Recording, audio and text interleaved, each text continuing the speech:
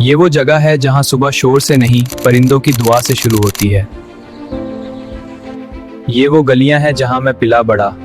यहाँ सड़कें कच्ची हैं मगर रास्ते पक्के हैं। ये जमीन मुझे पहचानती है। यहाँ हर बीज के साथ किसी की मेहनत, दुआ और उम्मीद जुड़ी होती है। हमारे गांव की औरतें खामोश जरूर हैं मगर कमजोर नहीं। यही तो असल ताकत है इस मिट्टी की। मैं भी इन्हीं गलियों में खेला हूं। ये हंसी आज भी वैसी ही है जैसी मेरे बचपन में थी।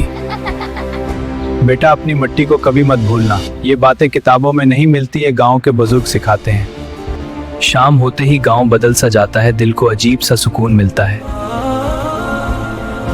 शायद मैं जवान हो रहा हूँ, शायद ख्वाब बड़े हैं, मगर मेरी जड़ें आज भी इसी गांव में हैं। तो ये था फारसी गांव का शेर। अगर वीडियो पसंद आया तो लाइक जरूर करना और चैनल को सब्सक्राइब करना। शुक्रिया मेरी वीडियो देखने के लिए।